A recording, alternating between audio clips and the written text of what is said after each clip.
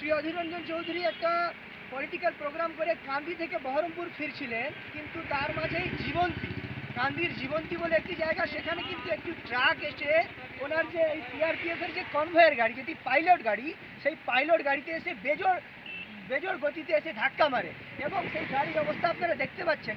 এবার এই গাড়ির ঠিক পিছনেই কিন্তু থাকে কিন্তু অধীরবাবুর গাড়ি।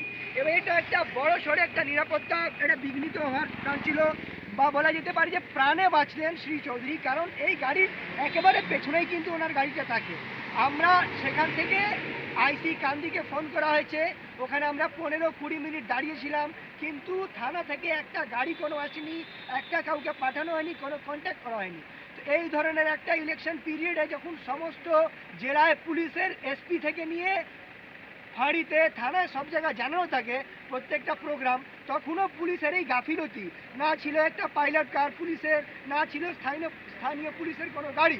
তো এই মুহূর্তে এত বড় একটা ঘটনা, যেখানে অধীরবাবু যে প্রাণে বাঁচলেন, একটুতে হলেই কিন্তু সেই গাড়িটা গিয়ে অধীরবাবুর গাড়িতে হিট করতে পারতো।